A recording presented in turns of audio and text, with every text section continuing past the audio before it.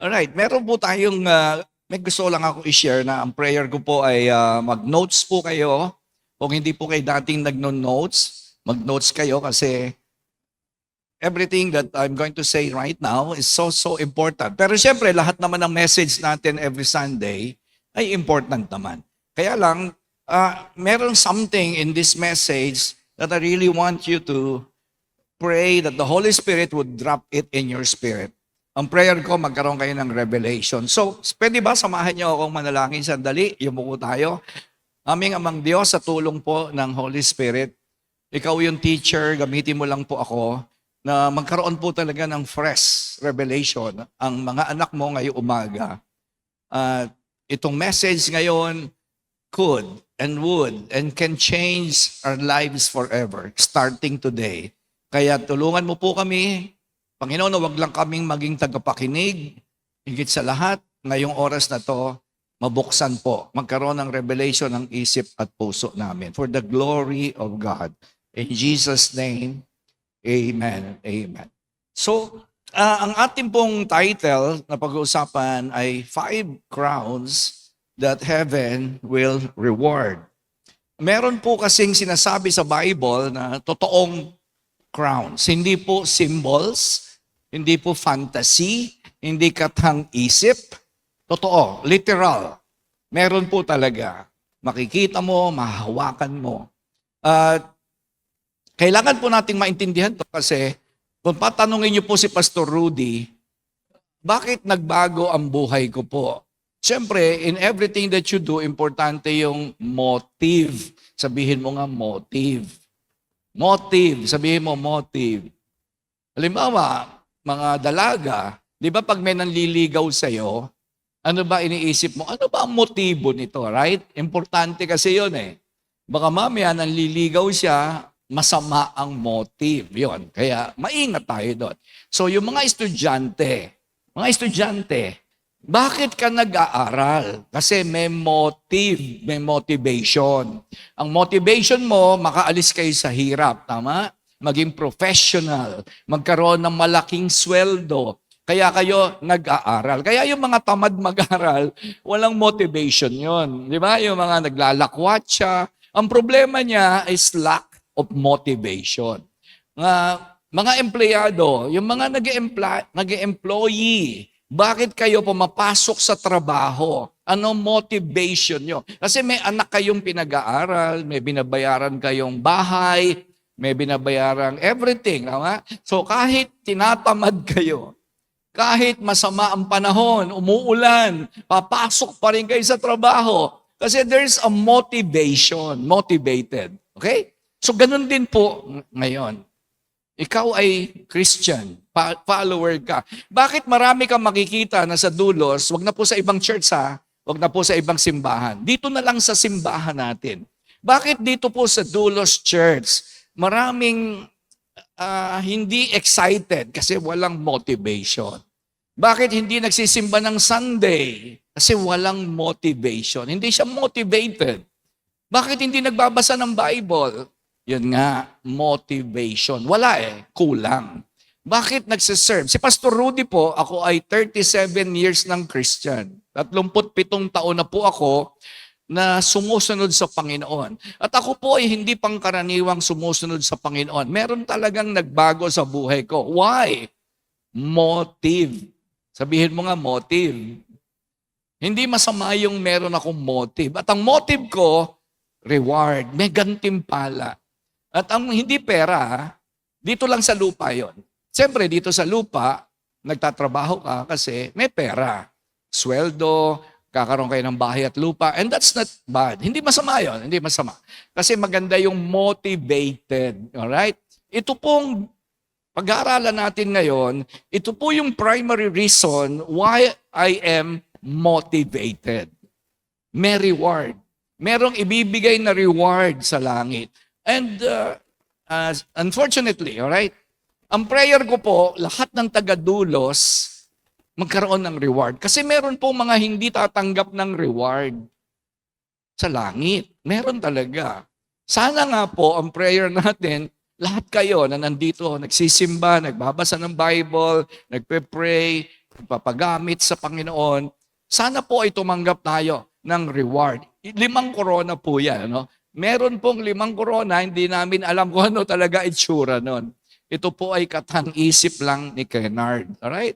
Yung nakikita nyo, katang-isip lang. But I'm sure it's more beautiful and awesome and magnificent than the pictures that you can see in front of you. Mas sigurado ako doon. Mas maganda po yun. Hindi kayang isipin ng tao. Okay? Sino po ang mga tatanggap nito? Sinong mga tao ang tatanggap po nito? Alright? Number 1. Anong corona at sino tatanggap? Ready na po ba kayo? Number 1. Anong klaseng corona? Number 1. The incorruptible crown. Ibig sabihin, yung pong corona na hindi kumukupas. Hindi naluluma. Kasi dito po sa lupa, pag kayo nag-champion sa basketball, bigyan kayo ng award. Pero kukupas po yun. Mawawala din yun. Kung ikaw ay nag-champion sa Olympics, bibigyan ka ng gold medal. Pero yun ay hindi pang matagalan yun. Yun po ay mawawalan din ng kinang, maluluma, it will fade away eventually. Pero ito sabi ng Bible, 1 Corinthians chapter 9 verse 25, everyone who competes in the games, kasi madaling maintindihan, no? Madaling maunawaan pag sinabi nating sumasali ka sa basketball, Olympics, swimming, dito sa lupa. They goes into strict training. Alright. Sino sa inyo nakasali na kayo sa competition, sa eskwelahan, basketball, di ba? Dumadaan po tayo sa mahigpit na pagsasanay. And it's normal. Normal po yon. Dapat lang. Pag gusto nyo mag-champion, kailangan ninyong dumaan sa mahigpit na pagsasanay. They do it. Ano motivation nila? Crown that will not last. Imagine si LeBron James, lahat ng mga championship ring niya, si Michael Jordan, lahat ng mga sikat na mga kilala po ninyo, lahat ng tinanggap nila ng mga trophy, medals, hindi ho magtatagal yon. Sandali lang yon. Alright? Hindi talaga magtatagal. They do it for a crown that will never last. But, sabi po, tayo. Sino yung tayo? Mga tagasunod ni Jesus. But we do it. Ano yung do it? Nagte-training, nagsisimba, nagbabasa ng Bible, nagpe-pray. Hindi madali yun, ha? Hindi madali. Lagi ka nagte-training, umaattend kayo sa dulos na botas ng training, cell training, meron pa tayo sa kuneta, meron pa tayo, ang daming training. Bakit? Ano motivation mo? Ba't mo ginagawa yon? To have a crown that will last forever. So may binanggit po ang Bible na meron crown na hindi po mawawala. Kaya tayo dumadaan every Sunday. Ako po 37 years na nag-church. Si Pastor Rudy po ay 37 taon na hindi ako nag-a-absent. Bakit po? Dahil nga ba masipag lang ako, no? Motivated ako for a crown that will never last. Hindi madaling gawin yon.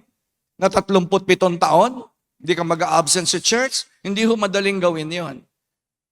37 years na rin po ako nagbabasa ng Bible day and night. Hindi perfect, pero 98% ng aking Christian life, mga 98%.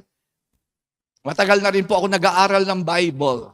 37 years na ako nag-aaral ng Bible. Bakit? Motivated po ako. Kasi gusto ko pong magkaroon ng crown that will last forever. Kasi hindi tatagal ang mga born-again Christian na hindi ka nagpe-pray, hindi ka nagsisimba, hindi ka nagbabasa ng Bible, hindi ka nagte-training. Ay, Diyos ko po. Nakatambay ka lang sa church, pa-attend ka lang ng cell group. Ay, wala po. Hindi kayo tatanggap ng crown that will never last. Kaya yun po ang sabi ng Bible. Sino ba itong mga tao na to bukod sa mga nagsisimba? They are the ones who live with focus and self-control. Sabihin mo nga, focus. One more time, sabihin mo, focus. Self-control. Sila po yung tatanggap. Pinipigil mo sarili mo, dinidisiplina mo sarili mo. Nagte-training ka na huwag magsinungaling. Nagte-training ka na mabuhay na may kabanalan. Training po yun. Hindi training ng dribble, 3-point shot. Sa kanila yon. Okay? Sa kanila yon. Kila Stephen Curry yun. Kila LeBron James yun. Pero sa iyo at sa akin, nagte-training tayo na mabuhay na may kabanalan. Na namumuhay tayo, nagte-training tayo paano sumunod sa Diyos. Training yon. Hindi mo yung magagawa pag di ka nag-training. Hindi mo magagawa yan pag nagsimba ka lang ng linggo. Kailangan kang, ilang beses ba nagte-training ang mga boxers? Nako, everyday yan. Basketball players, gaano katagal mag-training? Everyday yan. Bakit sa Diyos? Hindi mo maintindihan, bakit everyday? Sila nga para corona lang na pansamantala, pera-pera lang sila tayo pang hanggang kabilang buhay.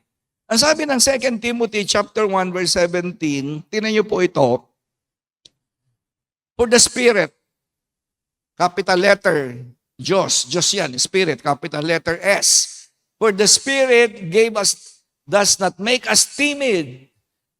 Hindi po tayo mahihina ang loob, hindi po tayo mahiyain. Hindi tayo binigyan ng Espiritu ng Diyos na tsope, na walang magawa, takot na takot.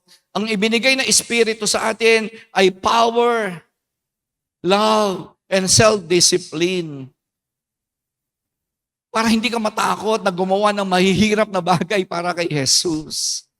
Kaya kailangan mo ng power, love, galing yan sa Holy Spirit, and most especially self-discipline. Ang self-discipline po dyan, sa ibang salita, ay self-control. Sabihin mo nga, self-control. Yan ang tatanggap ng mga corona na hindi kumukupas. Ikaw ay merong self-control. Pwede mo nang sabihin, ayoko na magsinungaling. I can say no. I have the power to say no. Because the Spirit of God gives me the power. Tutulungan ako ng Holy Spirit na magsabing, ayoko na magmura. Ayoko na magsinungaling. Ayoko na manood ng pornography. Ayoko na makipag-sex sa hindi ko asawa. Yun yung ibig sabihin ng self-control. Sa ibang salita, naisip ko lang, ibig sabihin ng self-control is the Holy Spirit's emergency brake. Napipigil mo na yung sarili mo, emergency. Kasi minsan, di ba, parang may gusto nang lumabas sa bibig mo na hindi maganda. Minsan gusto mo na magsalita ng bastos. Minsan gusto mo na magsinungaling. Pero ang sabi ng Bible, gusto kong tumanggap ng crown that will never last. Yan ang motivation ko. Kaya kahit gusto kong magalit, I can say, I forgive you. Di ba? Kahit gusto kong magalit, pwede na akong mag-pray sa mga salbahe. Because I want the crown that will, sinasanay ko sarili ko. Nagte-training ako magpatawad sa mga salbahing tao. Kahit hindi mo ako mahalin, nagpa-practice akong magmahal sa mga hindi nagmamahal sa akin. Di ba? Kasi kung ako lang masusunod, ba't naman ganyan? Ba't kita gagawin? Ba't kita mamahalin? Kaso nga, ang sabi ng Bible, binigyan ka ng Espiritu ng Diyos ng kapangyarihan, pag-ibig, at pagpipigil sa sarili. Kasi nga po, maraming mga bagay sa mundo, tao, ang hirap mahalin, ang hirap patawarin, ang daming tukso, grabe. Diba? Gusto mong magsugal, gusto mong makipag-sex, gusto mong mag-pornography, gusto mong magmura. Tama ba yon? Yes. Tama yon. Lahat tayo, pati ako. Pero alam nyo, gusto ko ng crown that will never last. Ang Panginoon ang maglalagay nun. Sabi po ng Bible, si Jesus ang maglalagay nun mismo sa Kanya, sa iyo, sa akin. Pag ikaw ay sinasanay mo sarili mo. You are training yourself to say no sa mga bagay na hindi magugustuhan ng Diyos. Yun po ang self-control. Pag ayaw ng Diyos yan, no. Halimbawa, sa umaga po, pag ako po nag-a-alarm ng relos para mag-pray ng alas 5 na umaga, tutunog yung relos ko and you will choose if you will say no or yes. Yung iba po kasi sa inyo, nag-a-alarm pa pero matutulog lang din. Sino rito, nag-a-alarm ka ng relos pero sasabihin mo, ang sarap matulog. If you have self-control, if you are training, pag tunog ng relos mo, yes, I will pray. Ganun ang self-control. Ako nga, hindi ko na po naiintay yung alarm eh. Naunahan ko na po yung alarm. Kasi nga po, gusto ko nang mag-pray. Walang pwede mag-utos sa akin. Hindi mo ako utusan. Rudy, mag-pray ka. Hindi ko kailangan utusan kasi may self-control po ako eh. Disiplinado po ako. Nagpa-fasting po tayo ngayon dahil may conquest tayo. 12 araw, sabi ko, hindi ako manonood ng Netflix. 12 days, sabi ko, hindi ako manonood ng Netflix ng 12 days. Magpe-pray ako, mag-aaral ako salita ng Diyos. Bakit? Kasi I can say no to Netflix. I can say yes to prayer. Yun ang ibig sabihin ng self-control. Hindi ka na nabubuhay sa sarili mo. Hindi na ako nasusunod. Ang Diyos na ang nasusunod. Kasi nga meron ka ng self-discipline, nagte-train. Bakit? Gusto kong tumanggap ng corona na hindi kumukupas. Sino rito? 3 beses ka nag-a-alarm sa umaga. 4:49, 4:50, 4:52, tulog ka pa rin pagdating ng 5:00. Ano ibig sabihin doon? Hindi ka pa nate-train. Hindi pa nasusunod ng Diyos sa buhay mo, ikaw pa rin na nasusunod. Paano ka tatanggap dyan ng corona? Paano ka pupunta sa harap ni Lord? At susuot sa iyo yung koronang hindi kumukupas. Ang koronang hindi kumukupas, ang tatanggap niyan yung mga tigadulos, huwag muna sa ibang church dito na lang muna tayo. Yung mga tigadulos na malakas ang self-control. Ibig sabihin, self-control is saying no now. So we can say yes to something better tomorrow.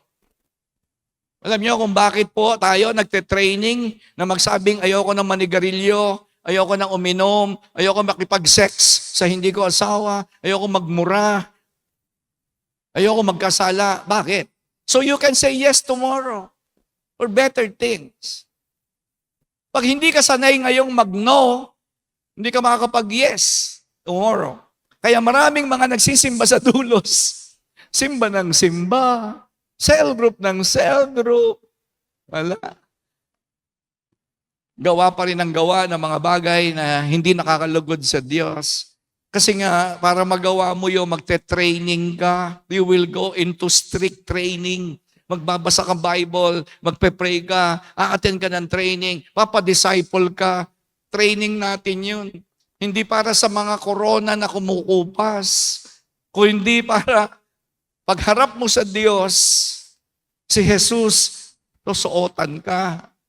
Nandiyan pa po ba kayo? Galatia, Kapitulo 5, versikulo 16, so I say, let the Holy Spirit guard your lives. Bayaan mo na ang Holy Spirit ay gabayan ng buhay mo. Bakit? Then, you won't be doing what your sinful nature craves. Hindi ka nakatulad ng iba. You refuses to be mastered by your flesh. Kasi maraming born-again Christian, ang master nila, yung flesh nila. Oo, marami, ganun. But those who are motivated by a crown that will never last, you are training yourself to be godly, to be Christ-like. Because if Jesus is not your master, then your flesh is your master. Kapag hindi si Jesus ang master ng buhay mo, ang master mo ay yung sarili mo. Pwede mong gawin kahit ano gusto mo, basta masaya ka. No. Ang pinalaya ng Diyos is not about doing the things that makes you happy. Hindi ganun ang malaya. Ang malaya is you are denying yourself for you to do the things that are right and that pleases God. That's freedom. Yun ang totoong malaya.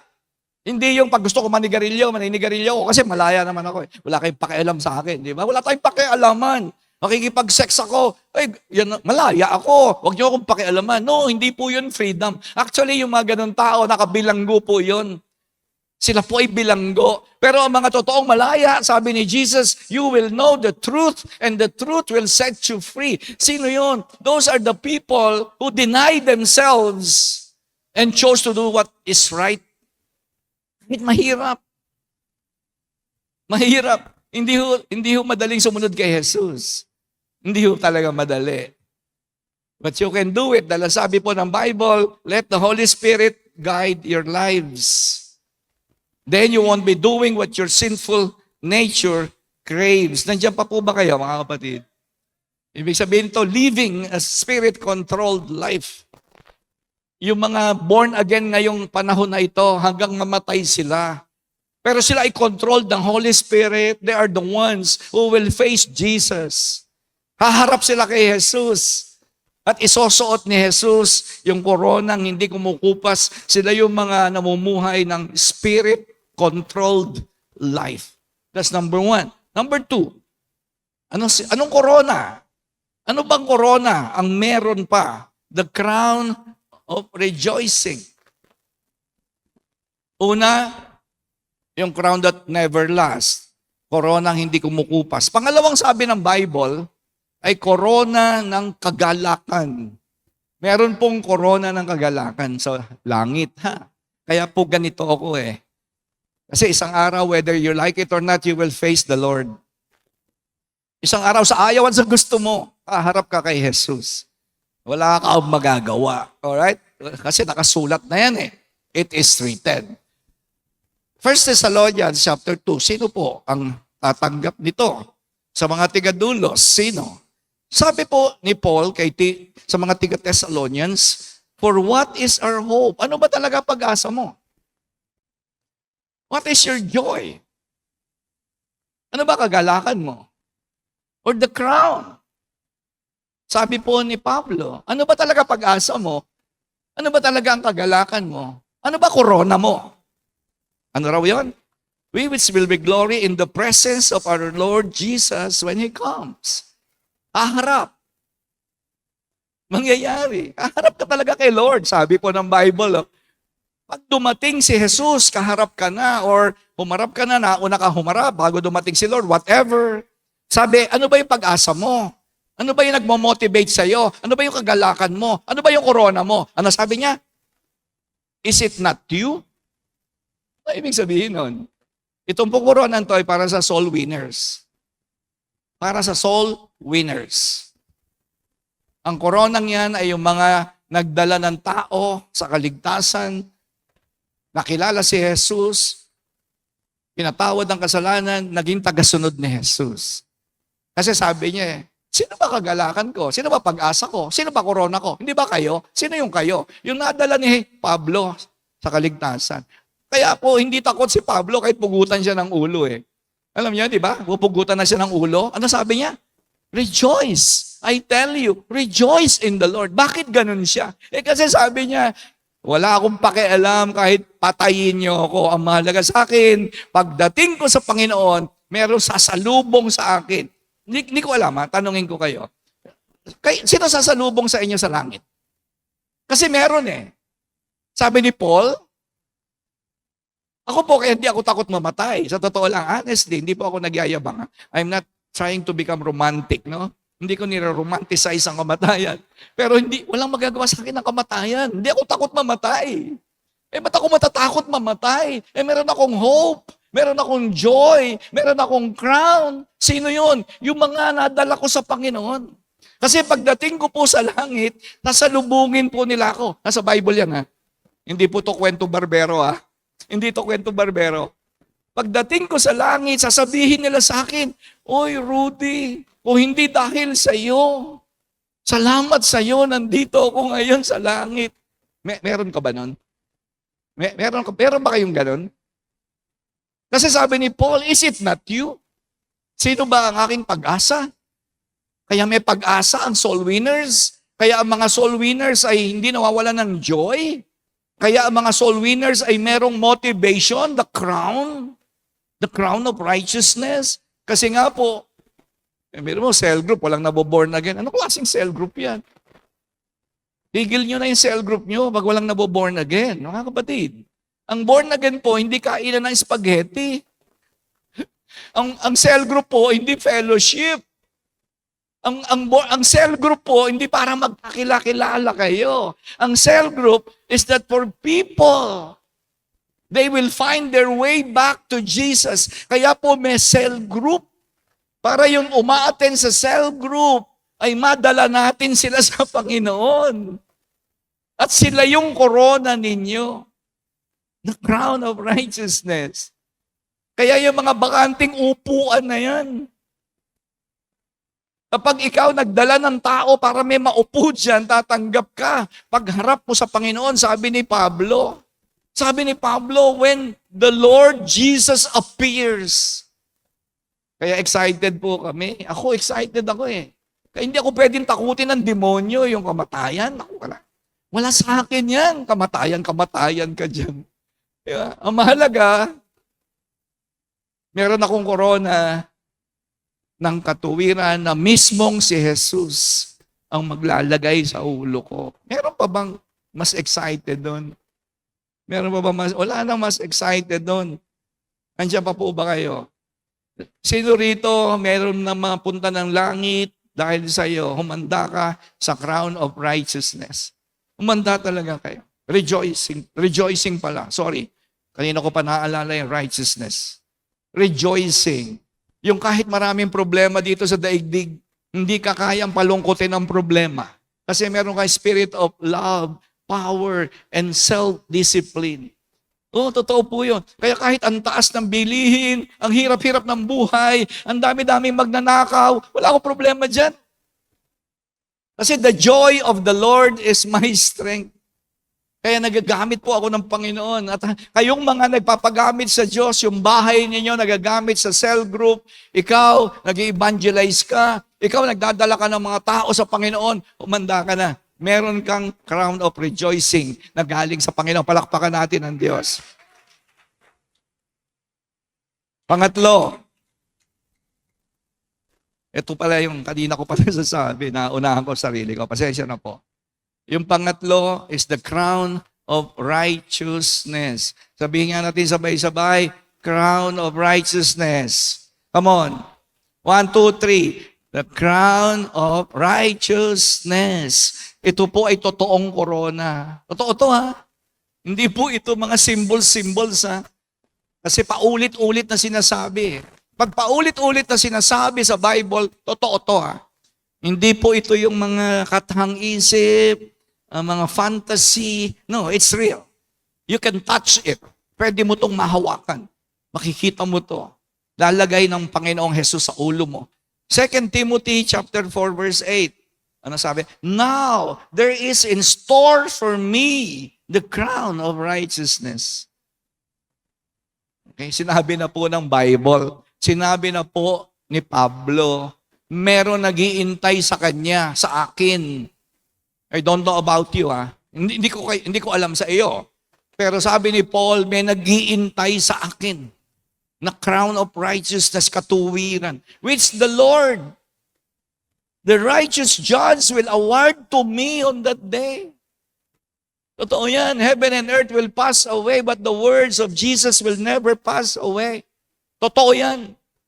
Kung paano ang salita ng Diyos ay totoo, ang Diyos ay totoo, ang salita niya ay totoo. Merong corona na ilalagay mismo ni Jesus. Corona ng katuwiran. Kanino? Kanino? Not only me, but also to all who have longed for His appearing. Sa mga excited, Lord, bumalik ka na. Sobra ng hirap dito sa mundo. Sobra ng sama dito sa mundo. I'm excited. Ito yung mga tao, mga kapatid. The followers of Christ who are living with eternity in view. Hindi ka nabubuhay para sa ngayon lang. Hindi ka nabubuhay para sa temporary, sa damit, pagandahan ng cellphone, pagandahan ng kotse, paramihan ng pera. No. You are not living on that level. Hindi hanggang daigdig lang ang view. Nakafocus ka doon sa eternity, nagbabago ang galaw mo. Nagbabago ang isip mo. Why? Kasi hindi ka na nabubuhay para sa pansamantala. Hindi na tutungkol sa ano kakainin mo, ano iinumin mo, saan ka titira, pambayad sa Meralco, pambayad sa tuition fee. No, nandyan lang yan. Hindi po nawawala yan. Pero pansamantala lang yan. Nandyan ba po ba kayo? Naghihintay ang crown of righteousness, mga kapatid. Doon sa mga tagasunod ni Jesus na every day you are walking in holiness. Kaya ka nakakaiwas sa kasalanan. Kaya takot kang gumawa ng kasalanan. Bakit? Kasi alam mo, temporary lang to. Doon ako nakatingin. Kailangan maabot ko yun. Kailangan makasunod ako sa Panginoon. Kaya alam niyo, huwag kayong gumaya sa mga tao ngayon. Kasi ngayon, iba na panahon, di ba? Lapit nang dumating si Lord. Alam niyo, malapit nang dumating si Lord. Grabe ang lindol. Di ba? Kabi-kabila ang lindol. Hindi lang sa Pilipinas, hindi lang sa Japan, hindi lang sa Europe. Grabe. Ito na yung sinasabi ni Lord. Pag nabalitaan nyo itong mga bagay, ang sama na ng mga tao. Grabe ngayon, 14 years old, pumapatay ng kaklase na 13 years old. Di ba? Ang tindi ngayon, kapatid. Ano ibig sabihin nito? Malapit nang dumating si Lord. And I'm excited. I'm excited. I'm longing for His coming back.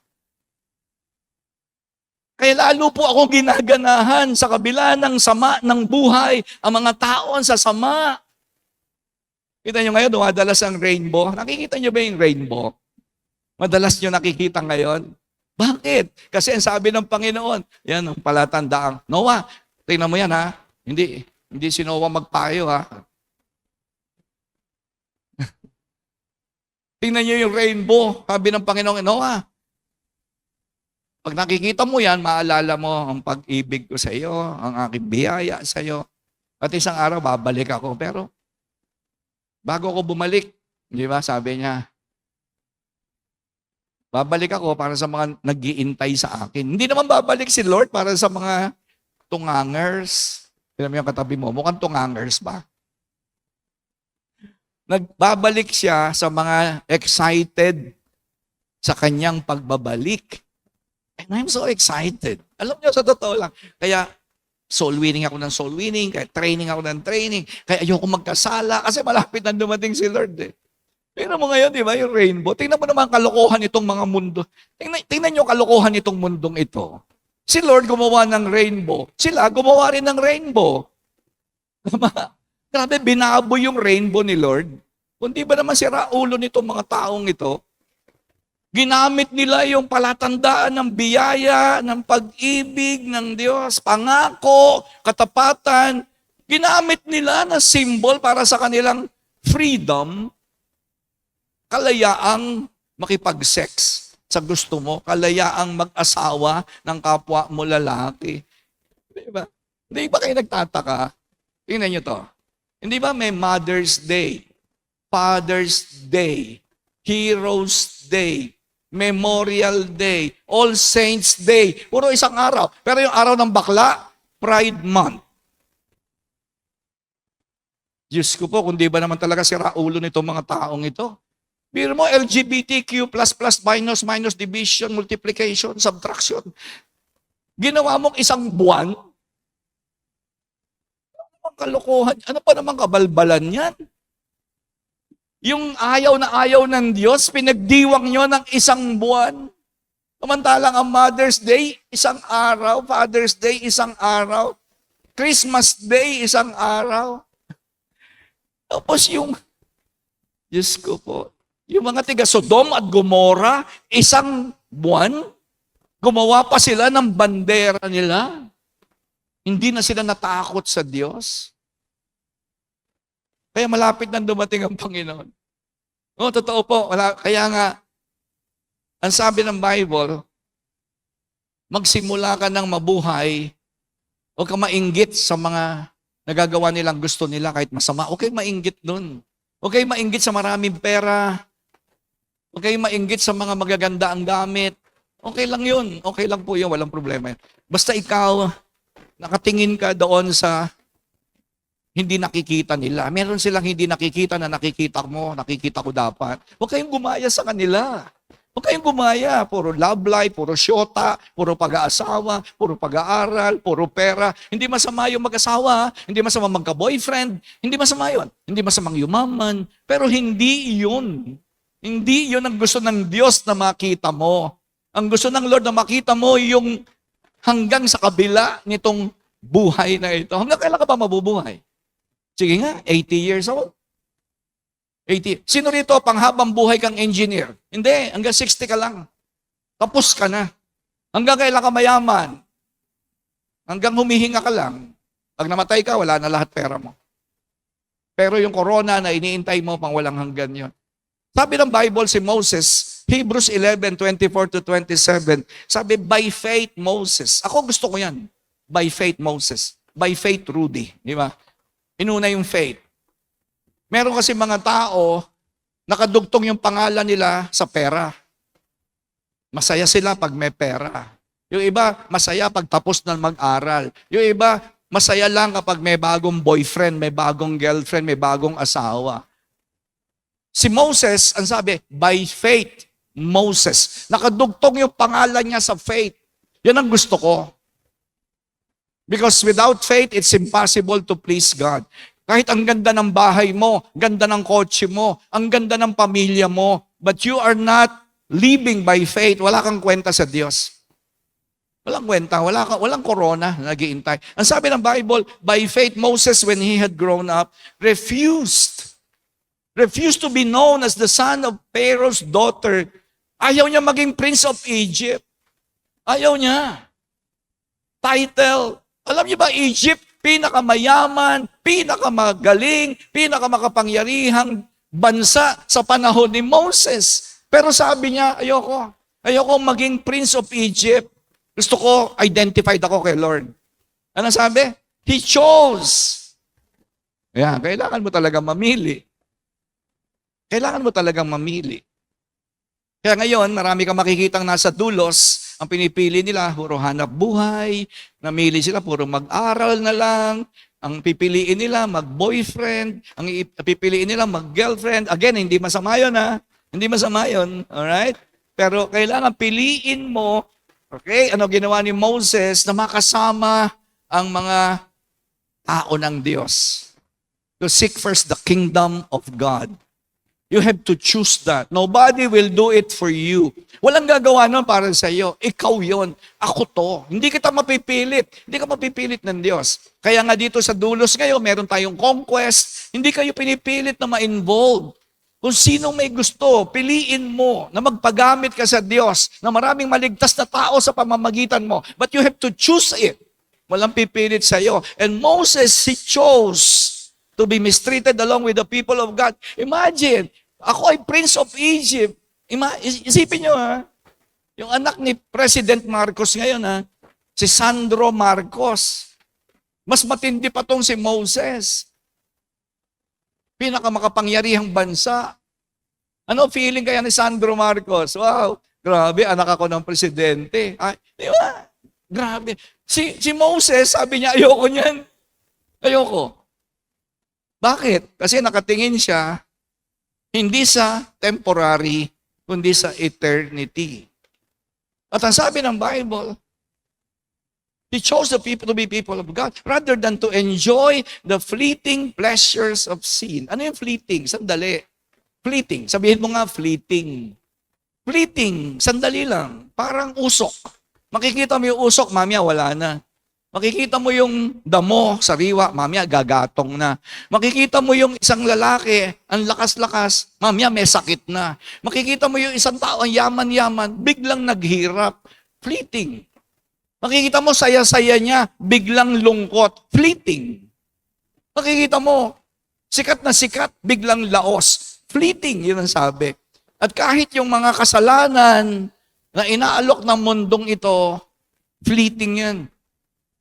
Isipin mong mabuti, kapatid, lalo na young people. Mga young people, piliin nyo na huwag makipag-sex sa boyfriend nyo hanggang di kayo kasal.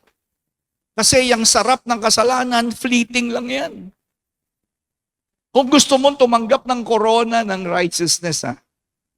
Kung gusto mo lang, katulad ni Moses, you are longing for the return of Christ. Hindi ka excited magpakasal sa boyfriend mo. Mas excited ka magpakasal kay Jesus pagdating ng takdang panahon. Right? Hindi ka excited yumaman. Mas excited ka to walk in obedience with Christ. Hindi ka excited makatapos lang sa pag-aaral. Okay, maganda yan. Pangit naman. Bino mo excited ka magpakasal sa siyota mo, pero hindi ka excited na sumunod sa Diyos. Wala ka kasing motivation to receive The crown of righteousness. Kaya ako, okay na sa akin, konti lang ang pera. Nangungupahan lang kami ng bahay. Hindi ako mayaman na mayaman. Okay lang sa akin yan. Kasi hindi naman ako doon excited. Excited ako doon sa ginawa ni Moses. Na tinanggihan niya. Sino rito kaya mong tumanggi? Sa kababuyan, kabastusan, kahalayan. Sino kaya mo? Kaya mong tumanggi na hindi magpatawad na nagkasala sa'yo? Hindi, magpapatawad ako. Ayoko niya, bitterness. Di ba? Kaya nga, Moses lived differently. Papansinin ninyo, bakit may mga born-again Christian, mapapansin nyo, ibang klase buhay nila. Hindi nyo napapansin yun? Ba't parang ito, puro si Jesus lagi binabanggit. Di ba minsan nga nate-turn off pa kayo, right? Wala ba kayong nakita yon dito sa dulos na, bakit ito puro church ka, attend ka, cell group, di ba? Hoy, Sunday, simba tayo ng Sunday. Meron kayong kilalang ganun? Bakit? Kasi yung mga taong nakakita ng pangmatagalan, nag-iiba po ang buhay talaga nila. Hindi talaga nagiging pangkaraniwan ang buhay nila. Hindi sila katulad ng iba, linggo, tamad na tamad. Di ba? Hindi, ayaw magbasa ng Bible, ayaw mag-pray, ayaw ma-involve sa gawain ng Diyos. Kasi nga wala silang motivation. Hindi kasi nila alam. Hindi nila alam na pagdating natin sa kabilang buhay, nag-iintay po ang Panginoon doon. Alright? That's number 3. Number 4, pang-apat na corona. Okay pa ba kayo dyan? Okay pa ba? Tingnan mo yung katabi mo, baka hindi na humihinga. Tingnan mo yung katabi mo, mukha kanina pa yan, parang hirap na hirap. Inaatake na yata sa puso. Alright? Number 4. Okay, 3 corona na yung pinag-uusapan natin, ha? 5 lang to, 5. Gusto niyo ba 6? Gusto niyo ba 6? Gawin natin 6? Hindi, 5 lang ang sinabi ng Bible, 5 lang. Kaya 5 lang tayo. Ano yung pang-4? The crown of life. Yan. Malinaw pa po sa sikat ng araw, merong crown of life. At sino magbibigay? Si Jesus. Alright? Excited po ako dyan. James chapter 1, verse 12. Blessed, pinagpala. Blessed is the one who perseveres under trial. Yun daw baka tigadulos na hirap ka tubagi sa kasalanan pero pinagtagumpayan mo. Yung hirap kang gumising sa umaga para mag-pray pero napagtagumpay. Trial po kasi yan trial. Yung inaaya ka ng boyfriend mo na mag-sex kayo sa motel pero sabi mo, ayoko niyan, ayaw ng Lord yan. Yan po yung trials. Sabi, pinagpala ka. Yung aayain ka ng pamilya mo, barkada mo, huwag kang magsimba. Puro simba ka naman. Labas naman tayo. Pero hindi, kisimba ako. Kasi iniintay ako ni Lord sa church. Yan. Yan yung mga nagper-persevere under trial. Yung meron sa yung nagsasabi na gumanti ka kasi masama ginawa sa iyo niya. No, sabi ng Diyos, pray for them. Di ba? Yan yung mga nagpe-persevere. Maraming trial. Yung kukonti pera mo. Gusto mo magtrabaho kahit Sunday. Pero sabi mo, Lord, pera lang to. Gusto ko mag-church. Gusto ko makinig ng salita ng Diyos. Trial yung pera. Trial yan. Pera. May sakit ka ngayon. Hindi ka pa pinapagaling ng Diyos. Lord, kailan mo ako pagagalingin? Pero Lord, kahit hindi mo pa ako pagalingin, hindi ako titigil. Hindi ako titigil maglingkod sa Diyos. Yun. Those who persevere under trials, having stood the test, tumayo ka sa gitna, nanindigan ka sa gitna ng pagsubok, that person will receive the crown of life. Totoong corona yan, ha? Totoo yan, ha? Kasi marami sa dulos, konti problema, hindi mag-church. Nagka-problema sa church, umalis ng church. Diba? Marami na po nangyari dito sa atin, dito sa church, baka hindi nyo po alam. Kasi baka mamaya wala kayong pakialam.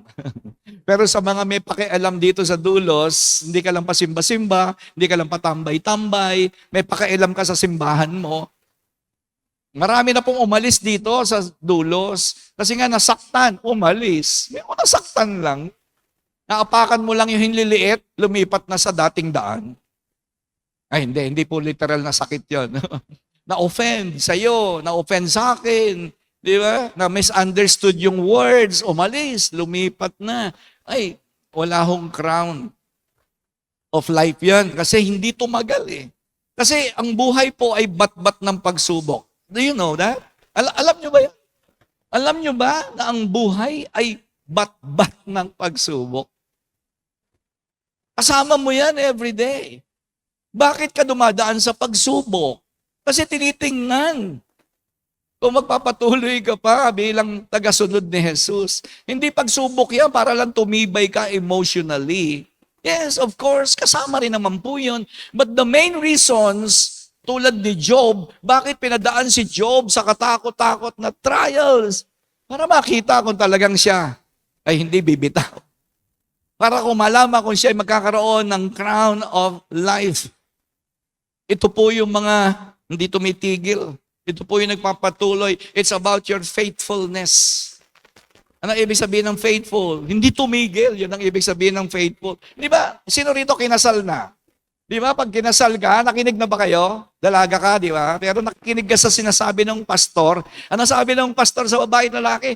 Nangangako ba kayo na kayo ay magiging tapat, magsasama sa hirap at ginhawa? Ano tawag doon? Faithfulness.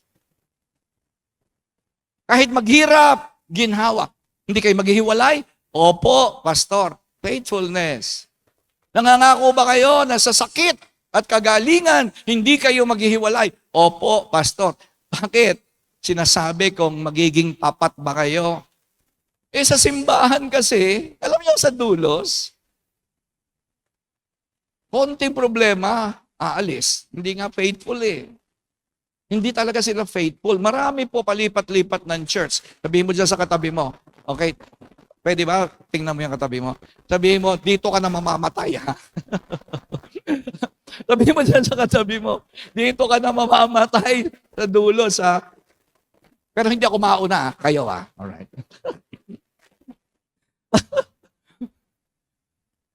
Kaya po sa dami ng problema dumaan sa buhay ko. 37 taon na po akong born again ha. 37 taon na ha. Ang dami na po naming sinagupang problema. Pera, kalusugan, relasyon, sa simbahan. Grabe ang problema namin sa simbahan. Kaya nga po naubos yung bangs ko eh. Nakakakalbo pala yung mga pasaway na member, no? Sabihin mo sa katabi mo, kasama ka doon. Hindi, totoo po yun. 32 taon na po akong pastor. Grabe. Hindi ko alam, pero mas mahirap maging pastor kaysa magdoktor. Mas mahirap po ang pastor kaysa sa doktor. Ang doktor, titingnan lang yung ano mo, stethoscope. Oh, grabe parang kabayo Tigidig.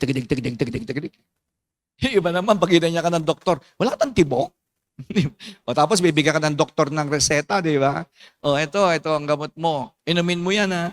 Ininom mo yung reseta, di ba? Hindi ka bumili. Lalakas ng toyo, di ba? Kaming mga pastor, hindi ko kami nagpapagaling ng katawan. Kaluluwa po ang pinapagaling namin. Kaya mas mahirap ang pastor. Abogado? Ay, walang kwenta abogado. Mas mahalaga po trabaho naming mga pastor. Kasi yung abogado, ipagtatanggol ka para wag kang makulong. Kami mga pastor, papalayain kayo sa kasalanan para wag kayong mapunta ng impyerno. Yun po ang trabaho ng pastor. Ipapangaral namin ang mabuting balita sa iyo para ikaw ay mapatawad sa kasalanan. Hindi yung kasalanan na robbery, physical damage. No, yung kasalanan mo sa Diyos. Kaya mas mahirap ang trabaho namin kaysa sa abogado. Mas mahirap trabaho ko kaysa sa engineer. Ang engineer, gumagawa lang ng tulay, kalsada, flood control, kaya may maleta. Sana nga, nag-engineer na lang ako eh. Pumasok na lang ako sa DPWS, yaman ko na siguro. Ang pastor, hindi gumagawa ng tulay. Gumagawa kami ng buhay. Yung mga wasak-wasak na buhay. Ganyan kami dito sa Dulos. Alam ko yan, dito tsaka dito. Dahil nakatingin ako doon sa corona, yan ang motivation ko. Kahit ang daming problema, Lord, okay lang. Kasi gusto kong maging tapat hanggang wakas, hindi ako titigil. Kasi gusto ko, pagharap ko sa Panginoon, sasabihin sa akin ni Lord, well done, my good and faithful servant. Ang daming na-born again dahil sa iyo, Rudy, well done, my good and faithful servant. Ang daming problemang dumaan sa iyo, grabe, Rudy. Hindi ka bumitaw, hindi ka tumigil. Welcome, my good and faithful servant. The crown of life, nandiyan pa po ba kayo? Yun po ang pinangako sa mga hindi titigil sa katakot-takot na problema. Revelation chapter 2, verse 10. Meron pa po akong ilang minuto. Ang sabi po ni Jesus, si Jesus po nagsasalita dito, do not be afraid. O yan. Bakit do not be afraid? Kasi ang dami pong pagsubok, ang daming problema, ang daming taong masasama. Ang daming tao mamahalin mo, hindi ka mamahalin. Ang daming tao tutulungan mo, tatraidoring ka. Hindi madali sa buhay na ito Pero sabi ng Panginoong Jesus, do not be afraid of what you are about to suffer. You will suffer in the hands of people. You will suffer in the system of this world. Sa eskwelahan, magsasuffer kayo pag nalamang Christian ka. Sa opisina mo, kaya maraming born again na tigadulos, nahihiyang sabihin Christian sila. Sa opisina nyo, halata bang Christian kayo? Bakit? Ba't hindi mo pinapahalata? Takot ka mabully, takot ka makantsawan. Napansin niyo po ba sa social media, sa TV, napansin niyo po ba na si Muhammad hindi niloloko sa TV? Muhammad, yung Diyos ng Muslim, hindi nila niloloko yan. Si Buddha, yung Diyos ng mga Buddhist, hindi niloloko yan. Sino laging niloloko sa TV, social media, yung mga bakla? Sino ginagaya si Jesus at ginagaya yung kanyang mga ginagawa? Si Jesus ang laging niloloko dyan. Kasi galit na galit ang demonyo kay Jesus. Kasi alam ng demonyo, pinaglalaban tayo ng Panginoon. Si Muhammad, wala yan. Si Buddha, wala yan. Naku, wala yan. Si Jesus lang ang may value. Siya lang ang merong effect sa buhay ng mga tao. Kaya galit na galit ang demonyo dyan. Kaya makita nyo sa comedy bar, tingnan sa comedy bar. Sino niloloko nila? Si Jesus. Yung bading, magsusuot sila ng damit ni Jesus, naglalagay ng corona, binaboy nila yung communion sa comedy bar. Grabe. Pride Month. Makikita mo doon ang demonyo, gagawa sila ng estatwa. Nakapanood ba kayo ng Pride Month sa Brazil? Punta kayo ng YouTube, Punta kayo YouTube. Yung LGBTQ sa Brazil, sa ibang bansa, nandun. Gumawa sila ng drama. Si Jesus binubugbog ng demonyo ron. Oo, gumawa sila ng drama. Binababoy nila ang aking tagapagligtas. Binababoy nila yung aking Panginoon. Pero hindi nila magawa yan kay Muhammad.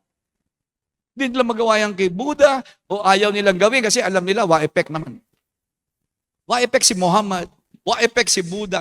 Wa-effect si Allah. Wala yan, wala lahat yan. Hindi sila totoong Diyos. Kaya ngayon, sabi po ni Jesus, do not be afraid of what you are about to suffer. I tell you, the devil, talagang demonyo, lahat ang may kagagawan yan. The devil will put some of you in prison to test you. And you will suffer persecution. Para kanino? Para kay Jesus. Hindi tayo naghihirap dahil sa pera. Hindi ka naghihirap dahil wala kang pinag-aralan. Hindi yan ang ibig sabihin yan. Hindi ka nagsasuffer dahil kukunti lang ang iyong kayamanan. No, ang pinag-uusapan dyan, kaya ka dumadanas ng hirap dahil kay Jesus, dahil sa pagsunod mo, dahil sa katapatan mo, dahil sasabihin nila sa iyo, wala ka nang sinabi, kundi Jesus, Jesus, Jesus. Di ba? Kaya marami po sa mga tigadulos, hindi mo sinasabi na ikaw ay Christian. Hindi mo sinasabi. Kasi sabi ni Lord, pag sinabi mo na ako'y Christian, ang demonyo magpapadala na siya. Oo, papadala na ang demonyo. The devil. Kasi sinabi mo na eh. Kaya tamo, Yung iba po sa atin dito, di ba sa opisina, wala naman nangangansyaw sa'yo. Bakit? Hindi mo sinasabi na ikaw ay tagasunod ni Jesus. Bilib ako kay Ramil eh. Nakikita ko si Ramil. Yan, si Ramil. Oh. Si Ramil, nasa opisina yan. Tumasali sa prayer yan, sa Zoom prayer. Sabi ko, tapang ni Ramil. Oh. Sabi ko, kita mo si Ramil, didinig ng mga kaopisina niya. Ayan si Ramil. Tumayo ka nga, Ramil. Nakatayo ka na ba dyan? Ay, hindi ko. Ayan, si Ramil.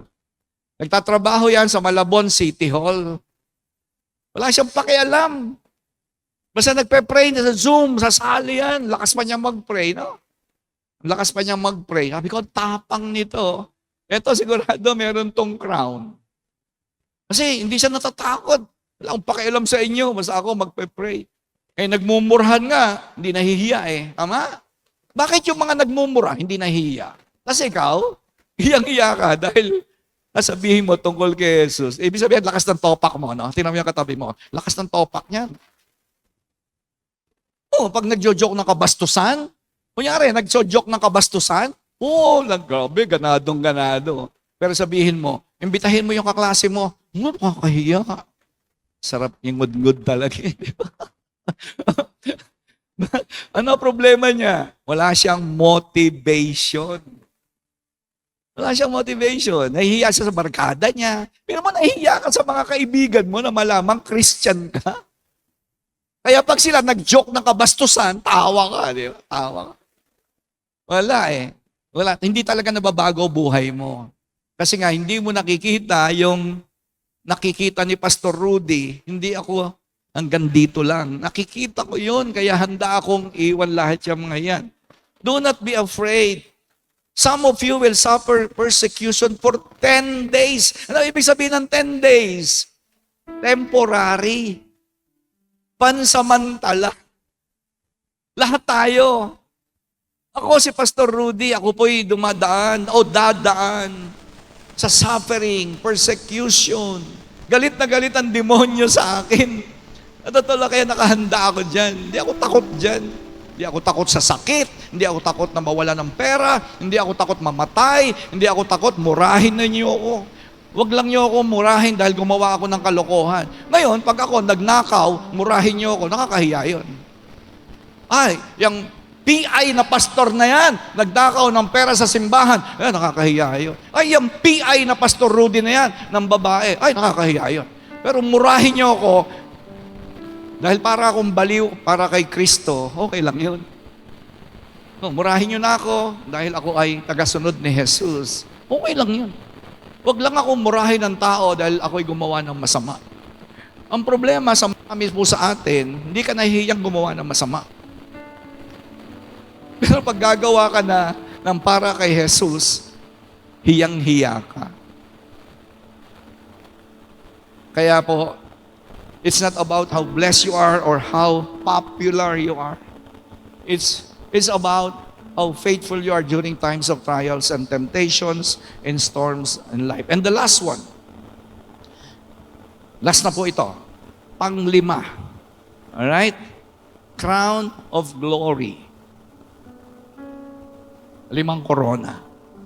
Yan ang motivation ko. Mangyayari yan. Siguradong. Kung paanong sigurado na ngayong oras na to matatapos na po tayo sa service, sigurado yan, matatapos na service. Pero sigurado rin may crown of life. Sigurado yan. Sino tatanggap? 1 Peter chapter 5 verse 4. Ito po ang mga tatanggap ng crown of glory. Grabe, pinakamataas po ito. Actually po, ang pinakamataas na corona sa kabilang buhay ay yung crown of glory. Corona ng kaluwalhatian. And when the chief shepherd appears, sino yan? Si Jesus. Chief shepherd. Ang tawag po kay Jesus sa Bible ay tunay na pastol. Siya po yung totoong pastol. Kapag lumabas na siya, excited ako dyan. Right? Either mamatayin muna ako, o mamamatay ako mamayang gabi, makikita ko na po yung chief shepherd. Kung hindi man ako mamamatay, dumating siya bukas, mangyayari yan. Okay? Whichever, whatever, and whenever. Pag lumabas po ang ating mabuting pastol, you will receive the crown of glory that will never fade away. Wow.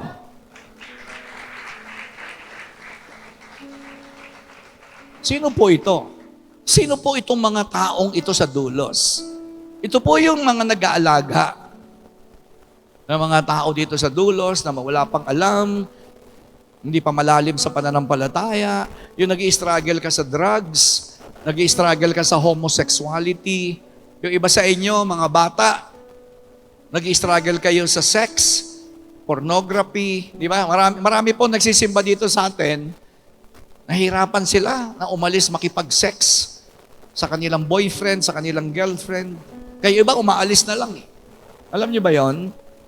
Na yung iba, hindi na makatagal, umalis ng dulos. Kasi nga, nagsisex sila eh. Nakakarinig sila rito ng mga salita, di sila makatagal. Yung iba naman, nagalit. May nagalit sa atin. Sasabihin ko, wag ka na sa akin magalit, sa'yo na lang ha? Pwede ba yon? Nagalit. Siyempre, inaayos natin, nagdi-disciple kasi tayo rito sa church eh. Nakialam kami ngayon. Kasi birong ba naman, yung babae tsaka yung lalaki, hindi kasal, nagsisex, di ba? So ngayon, nakipag-usap kami, nagalit sa di ba? Wala naman ako magawa. Umalis po sila. Maraming ganyan. Marami po. Yung iba naman, sinabihan mo, Brad, ba't hindi ka nagpe-pray sa umaga? Ano talaga? Alam mo, dapat pag ikaw ay nasa multimedia, nasa worship, nasa usher, dapat nagpe-pray. Ayaw eh. Umalis na rin. Yan, umalis na rin po. So, hindi nga, may faithfulness problem. At bukod sa faithfulness problem, dito po kasi sa dulos, nag-aalaga tayo ng mga nag-i-struggle sa sexual immorality. Hindi tayo nagpapaalis ng member dito, ha? Hello? Hello? Hindi tayo nagpapaalis ng member dito, ha? Kung ikaw, nakikipag-sex ka sa hindi mo asawa, tulungan ka namin. Huwag kang mag-alala, hindi ka namin i-chismis. Mga 3 lang makakaalam. Hindi. Nandiyan pa po ba kayo? Grabe naman yung katabi mo, masyado seryoso. Pero seryoso tayo. Kung kayo po, hindi kayo makaalis sa pornography, huwag na kayo magtaas ng kamay, ha? Huwag kayo magtaas ng kamay. Kung sino man dito ang addict, nanonood ka lagi ng kabastusan sa cellphone, tulungan ka namin. Yun po ang tatanggap ng crown of glory. Yung tumutulong sa mga tao. Kung ikaw, hindi ka makaalis sa pagnanakaw, simba ka ng simba, pero nagnanakaw ka pa rin, punta kayo sa amin. Tutulungan namin kayo. Bakit? Ano mapapala namin sa'yo? Meron ba kami mapapala sa'yo? Wala.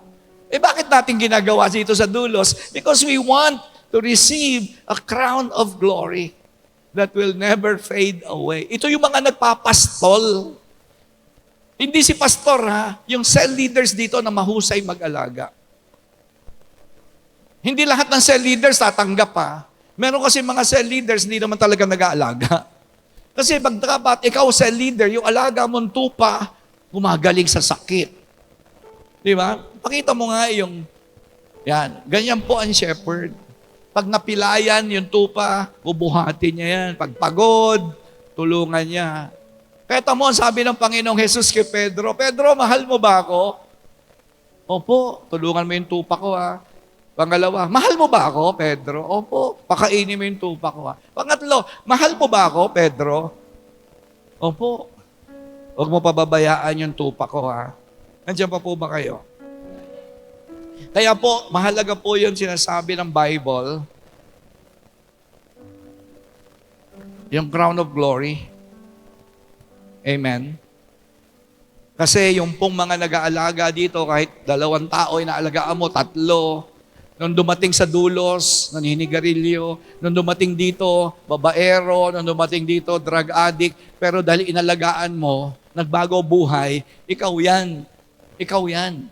Ang sabi ng Panginoon, when the chief shepherd appears, you will receive the crown of glory that will never fade away. Kasi kamukha ka ni Jesus. Katulad ko, ang gulo ng buhay ko, inalagaan ako ng Panginoon. Nagbago buhay ko. Kaya ginagaya ko si Jesus.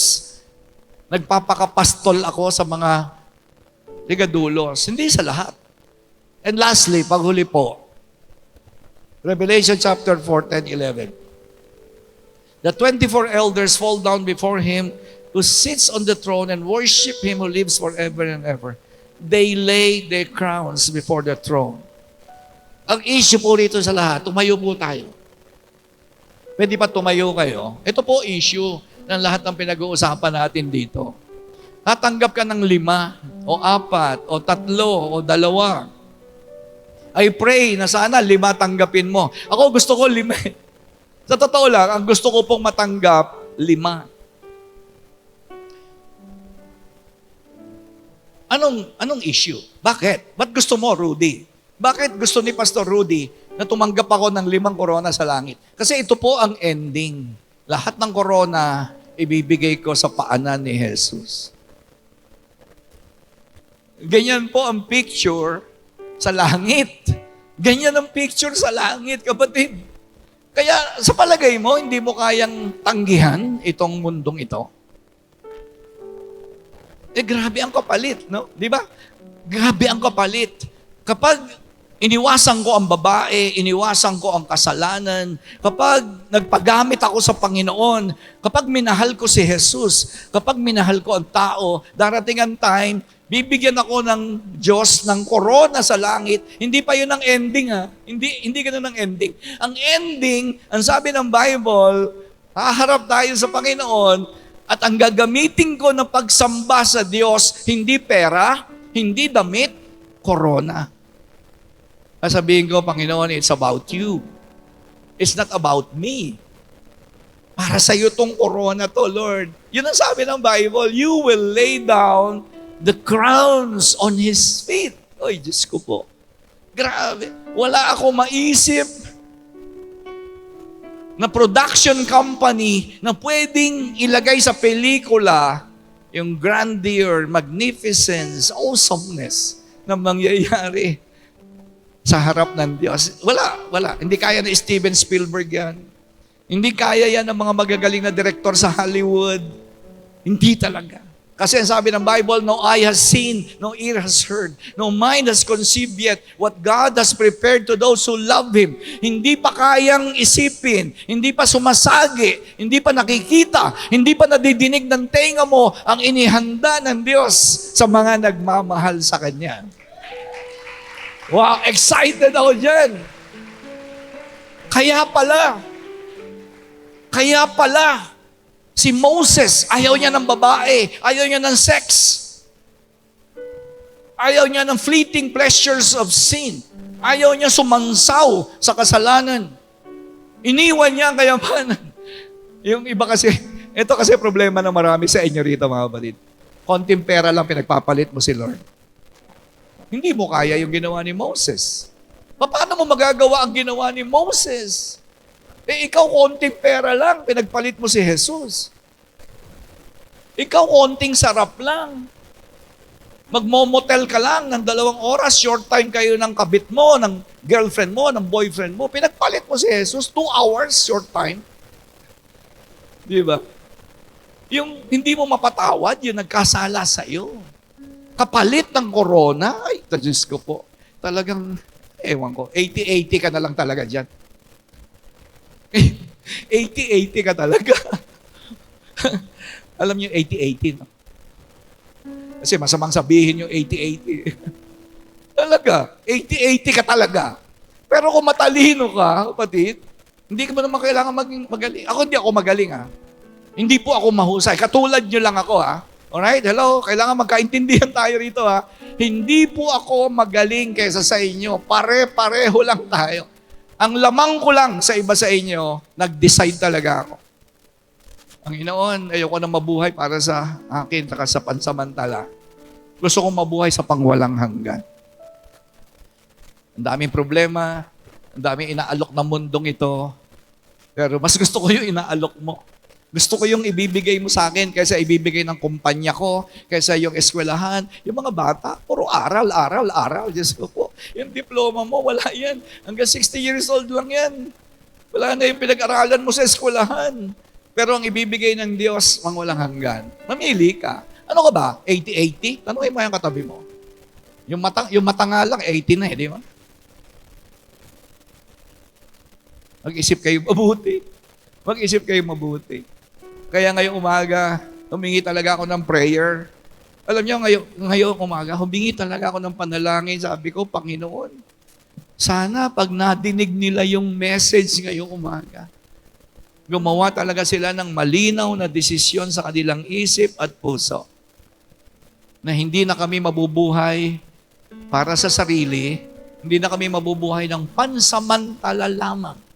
Pera, career, education, pamilya. Lord, mahabag ka po sa amin, Panginoon, na magsimula na kami mabuhay para sa iyo. At ano motivation natin? The 5 crowns that will lay down on the feet of Jesus. Yan ang motivation ko. Yan ang motivation ko. Gusto ko ng 5 korona, hindi para magyabang, hindi para sabihin ko sa mga nasa langit, oy, tingnan nyo, o kita nyo kayo, mga 80-80 kayo kasi eh. Hindi yun ang purpose ko. Ang purpose ko, pag meron ako 5 korona, ihahandog ko lang po ito sa Panginoon. Grabe, yan ang iniintay ko. Totoo po yan. Mangyayari talaga yan. It is written. Heaven and earth will pass away. But the words of Jesus will never fade away. Manalangin po tayo. Let us pray.